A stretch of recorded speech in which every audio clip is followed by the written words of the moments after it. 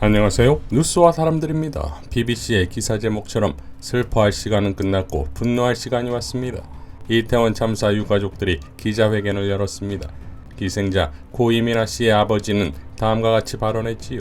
13만 명이 모이는 행사에 인파 군중 관리에 근처에 있던 기동대를 투입하지 못했다는 말은 결국 경찰이 일반 시민들의 안전이 아니라 시위 관리와 경호 관리에 얼마나 매몰되어 있었는가를 보여주는 것이라고 생각합니다.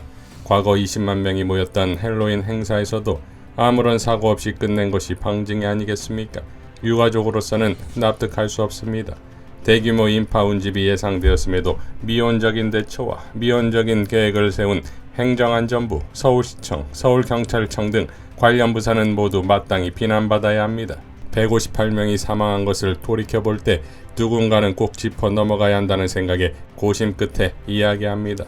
참사 이후 정부가 해야 할 일들을 제대로 하지 않았다고 생각합니다. 유족들의 모임 구성, 심리적 안정을 위한 공간 확보도 없었고 유가족들에게 사고 발생 정보와 대응 수습 진행 상황, 피해자의 기본적인 권리 안내 등 기본적인 조치조차도 없었습니다. 참사와 관련해서 가장 서로 공감할 수 있고 서로 위안받을 수 있는 사람들은 같은 유가족들입니다. 이를 차단한 것과 다름없는 정부의 대처는 비인도적입니다. 저는 화장한 아이의 유고를 일단 집으로 데리고 왔습니다. 봉안당을 몇 군데 다녀봤지만 나이 드셔서 돌아가신 분들 사이에 젊은 아이 유고를 두기 싫어서였습니다. 그래서 유족들끼리 만나 합동 봉안당 추모비라도 의논해보려는 마음이었습니다. 그런데 참사 17일이 지나서야 수소문 끝에 겨우 유족 몇 분을 만날 수 있었습니다. 그것도 아무 지원 없이 무슨 비밀 공작하듯이 말입니다. 정부가, 국가가 왜 이렇게 피해자들을 대하는 것입니까? 158명의 청년들이 죽었습니다. 이미 정부 책임이 있다는 것이 확인되고 있습니다.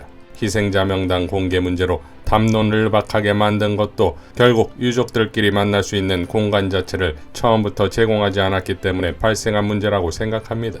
유족들이 모이면 안 되는 것입니까? 유족들이 무슨 반정부 세력이라도 됩니까? 장례비와 위로금은 그렇게 빨리 지급하면서 정작 우리가 필요로 하는 유족들이 모여서 이야기할 수 있는 공간은 왜 참사 24일이 넘도록 안 해주는 겁니까?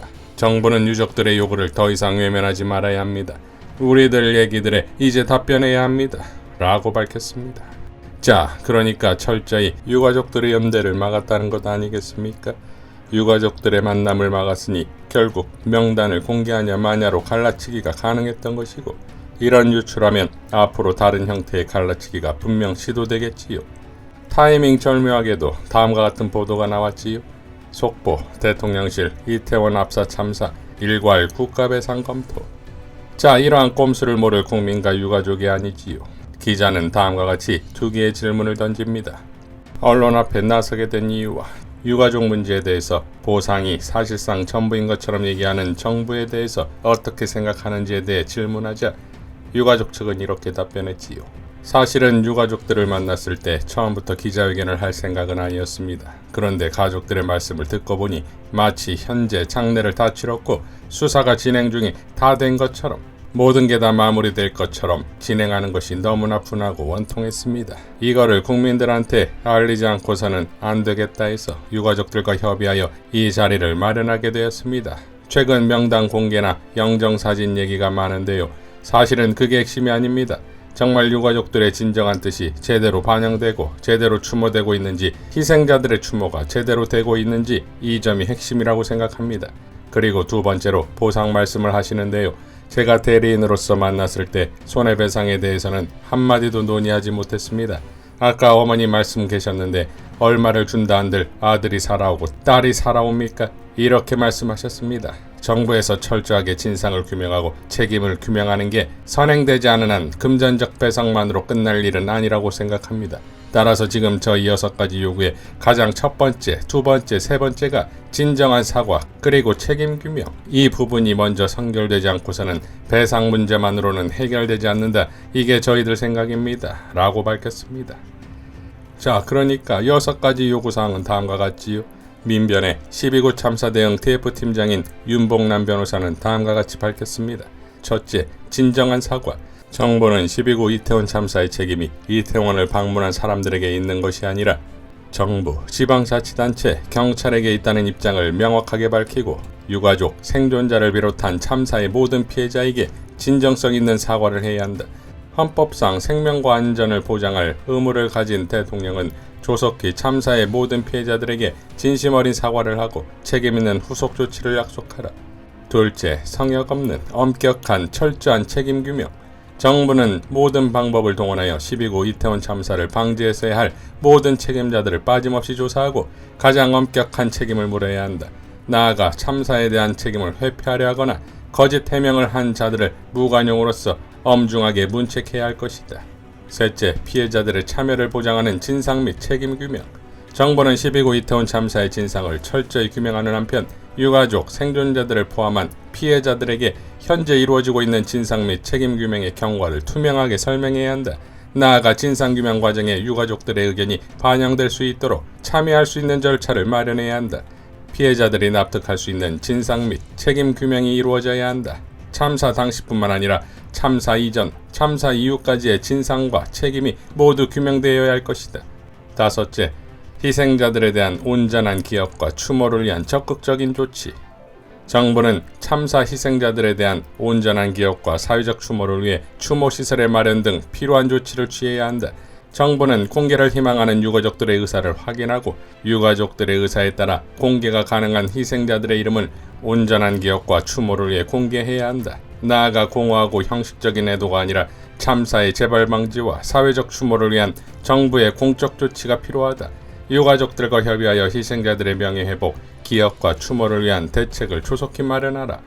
여섯째, 1차 가해를 방지하기 위한 입장 표명과 구체적 대책의 마련. 정부는 무분별하게 발생하고 있는 2차 가해를 묵과하지 말아야 한다. 정부는 참사가 돌아오지 못한 이들의 책임이 아닌 정부의 책임이라는 점을 분명히 하고 희생자들에 대한 2차 가해에 반대한다는 공식적인 입장을 표명해야 한다. 이와 동시에 2차 가해를 방지하기 위한 구체적인 대책을 마련하라 라고 밝혔습니다. 자, 그러니까 진정한 사과와 2차 가해에 대한 명확한 해결 없이는 어떠한 조치도 정치적 이슈로 몰고 갈 가능성이 있음을 지난 세월호의 온갖 추악한 방해 공작에서 이미 봐온 거 아니겠습니까? 그러니 시민들과 철저히 연대해야 합니다. 촛불 행동의 김민웅 교수는 다음과 같이 논평했지요. 유족분들의 뜻을 존중하며 12구 참사 유가족 대책본부를 꾸리고자 합니다. 함께 힘을 모아주시기 바랍니다.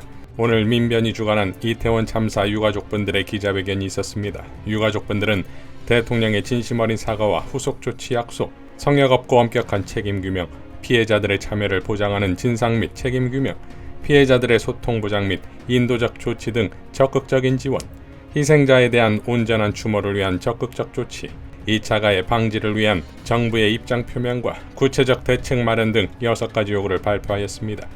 누구보다 힘든 와중에 이렇게 나설 수밖에 없는 유가족분들에게 깊은 위로의 말씀과 지지를 보냅니다. 유가족분들을 위해 수고를 마다하지 않는 민변에 감사드립니다. 유가족분들은 이태원 참사가 부작위에 의한 살인이자 생매장이라며 울분을 토하셨습니다.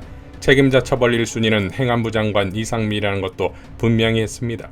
명단 공개에 대해서도 정부에서 유가족들을 모아 공식적인 추모 공간을 마련하지 않다 보니 발생한 문제라며 정부의 대처가 근본적인 문제라고 지적했습니다.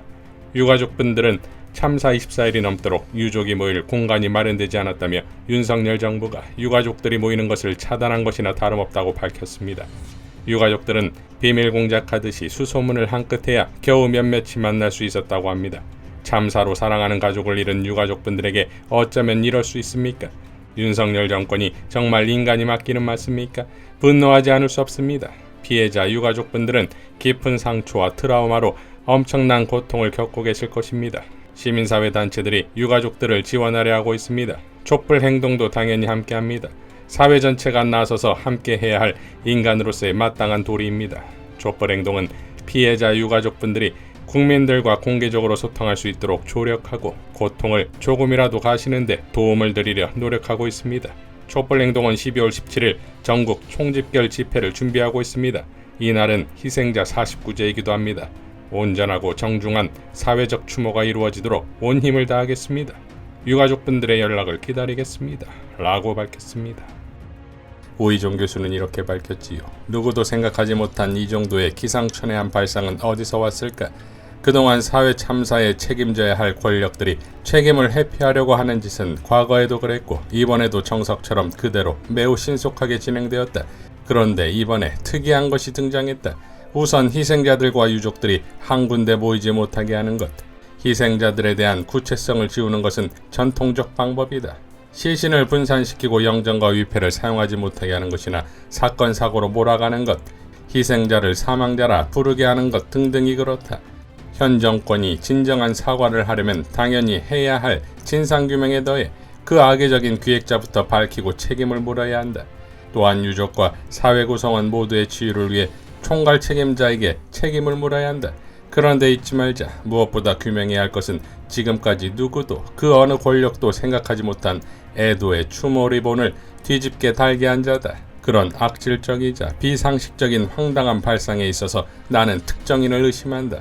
이런 발상을 할 수 있는 자야말로 바탕으로부터 악질인 자다. 사람보다는 각종 유언비어로 세상과 사회를 현혹시킨 것 아니겠는가? 라고 밝혔습니다. 자, 그동안 기이하고도 황당한 공정권의 애도 공작의 역풍이 곧 공정권을 바이든할 폭풍이 될 것입니다. 다시 한번 12.9 참사 희생자들의 명복을 빌고 유가족들의 연대와 투쟁을 적극 지지하고 응원하겠습니다. 이상 뉴스와 사람들이었습니다. 시청해주셔서 감사드립니다.